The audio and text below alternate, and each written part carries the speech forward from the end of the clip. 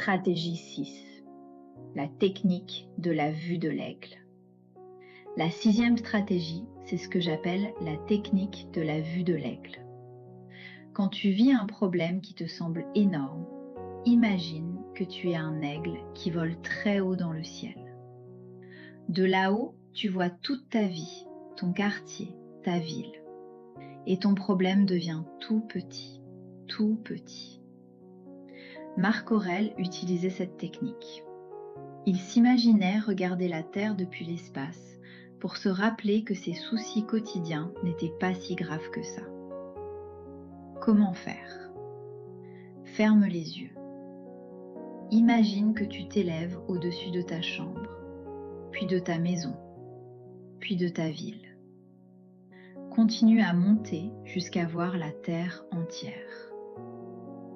De là-haut, ton problème d'aujourd'hui semble-t-il toujours aussi énorme? Cette technique ne veut pas dire que tes problèmes ne sont pas importants. Elle t'aide simplement à garder une perspective saine et à ne pas dramatiser. Exemple concret. Tu as raté un contrôle?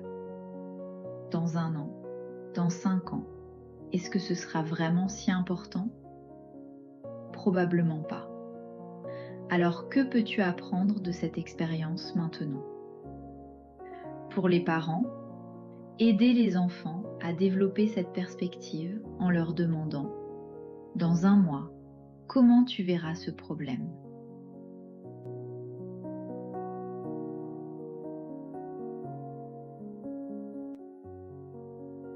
Stratégie 7. L'exercice du matin stoïque. La 7e stratégie, c'est l'exercice du matin stoïque. C'est une routine matinale puissante pour bien commencer ta journée. Marc Aurèle commençait chaque journée en se préparant mentalement. Il se disait « Aujourd'hui, je vais rencontrer des gens désagréables, des gens ingrats, des gens violents. Mais je ne serai pas surpris, car je sais que ces personnes existent. » Voici ta routine stoïque du matin en 3 étapes. Étape 1. La préparation mentale. Dès que tu te réveilles, assieds-toi sur ton lit et pense. Aujourd'hui, des choses difficiles peuvent arriver. Je peux être déçu, frustré ou triste. Mais je peux choisir comment réagir. Étape 2. L'intention vertueuse. Choisis une des 4 vertus pour la journée. Dis-toi, aujourd'hui, je vais être courageux. Ou, aujourd'hui, je vais pratiquer la justice en étant gentil avec tout le monde. Étape 3. La gratitude matinale. Avant de sortir de ta chambre, pense à 3 choses pour lesquelles tu es reconnaissant. Ça peut être simple. Ton lit confortable, le petit déjeuner qui t'attend, ta famille.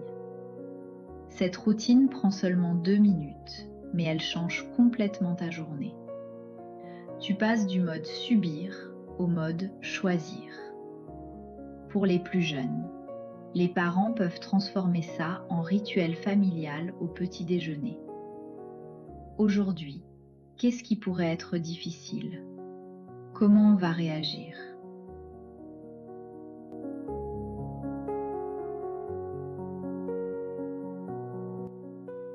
Stratégie 8. La règle des 3 filtres de Socrate. La 8e stratégie nous vient d'un ami des stoïciens, Socrate. C'est la règle des 3 filtres et elle est géniale pour bien communiquer. Avant de dire quelque chose ou de partager une information, pose-toi ces 3 questions. Filtre 1. Est-ce vrai? Es-tu absolument certain que ce que tu vas dire est vrai? Ou est-ce juste une rumeur, un « on m'a dit que ». Les stoïciens détestaient les mensonges et les fausses informations. Filtre 2. Est-ce bon? Ce que tu vas dire va-t-il aider quelqu'un? Va-t-il améliorer la situation? Ou vas-tu juste répéter quelque chose de négatif ou de méchant? Filtre 3. Est-ce utile? Est-ce que cette personne a vraiment besoin de savoir ça? Est-ce que ça va servir à quelque chose de le dire? Si ta réponse est non à au moins un des 3 filtres, alors ne le dis pas. Exemple concret. Ton ami te dit « Tu as entendu, Sarah a échoué à son examen ». Avant de répéter cette information, passe-la par les 3 filtres. Est-ce vrai? Tu ne sais pas. Est-ce bon? Non, c'est embarrassant pour Sarah. Est-ce utile? Non. Résultat, ne le répète pas. Cette technique t'aide à éviter les commérages, les malentendus et les paroles blessantes. Épictète disait « Tu as 2 oreilles et une bouche pour écouter 2 fois plus que tu ne parles ». Pour les ados, utilisez cette règle avant de poster sur les réseaux sociaux. Ça évite beaucoup de problèmes.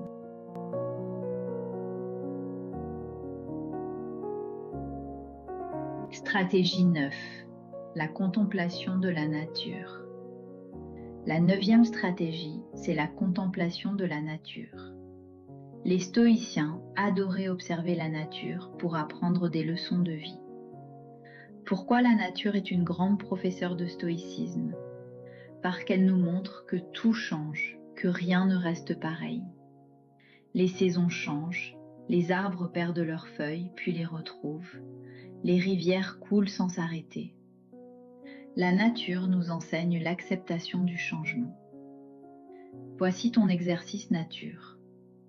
Une fois par semaine, sors dehors. Ça peut être dans un parc, un jardin, ou même juste regarder un arbre par la fenêtre. Observe attentivement pendant 5 minutes. Regarde l'arbre.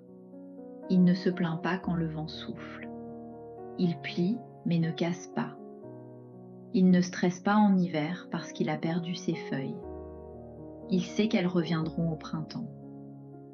Regarde la fourmilière. Chaque fourmi fait sa part, sans se plaindre, sans chercher la gloire. Elles travaillent ensemble pour le bien de toutes. Regarde le ciel. Les nuages passent, changent de forme, disparaissent. Comme nos émotions. Elles viennent, elles changent, elles partent.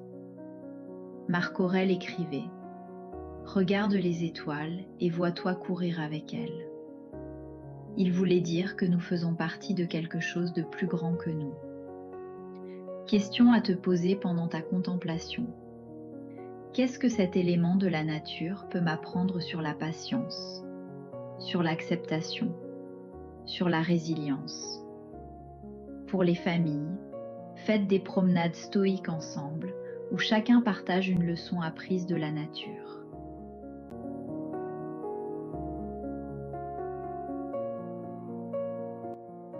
Stratégie 10. Le jeu du « et si c'était une opportunité ».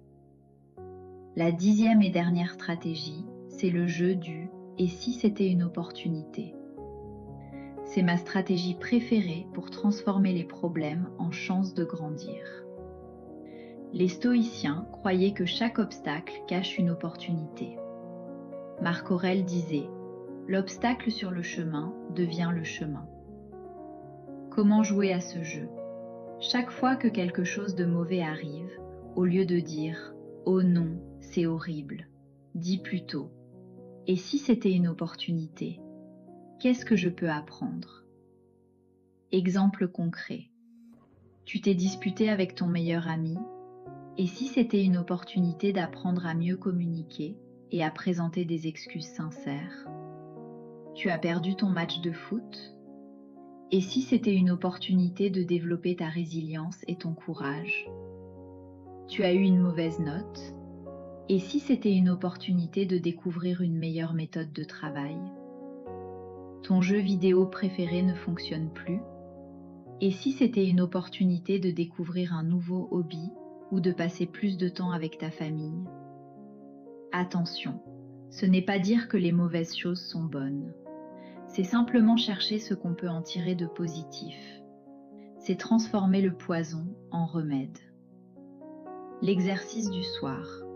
Avant de dormir, pense à une chose difficile qui t'est arrivée aujourd'hui. Écris dans ton journal « Et si c'était une opportunité de… » et complète la phrase. Sénèque disait « Les difficultés renforcent l'esprit comme le travail renforce le corps. » Chaque problème est une salle de sport pour ton mental. Pour les éducateurs, encouragez cette réflexion après chaque échec scolaire ou social. D'accord, ça n'a pas marché. Quelle opportunité ça nous donne? En conclusion, voilà, tu connais maintenant les 10 stratégies pour devenir un vrai stoïkide. Rappelle-toi, concentre-toi sur ton cercle de contrôle. Fais ta pause des 3 respirations. Écris dans ton journal. Pratique la visualisation négative. Vis selon les 4 vertus du héros. Le stoïcisme, ce n'est pas être parfait, c'est s'améliorer un petit peu chaque jour. Comme disait Marc Aurèle, ne te demande pas ce qui manque, regarde ce que tu peux faire avec ce que tu as. N'oublie pas de liker cette vidéo si elle t'a aidé et abonne-toi pour plus de sagesse stoïque pour jeunes et moins jeunes. À très bientôt, chers stoïkids. Et souviens-toi, tu as tout ce qu'il faut en toi pour être fort et heureux. Si tu viens de voir les 5 dernières stratégies, de 10 stratégies efficaces pour pratiquer le stoïcisme dès aujourd'hui, il serait bon de connaître les 5 premières, très puissantes. Alors clique sur le lien dans la bio. On se retrouve sur la chaîne StoiKids pour de la bienveillance, de la sagesse, du stoïcisme à profusion. Prends soin de toi.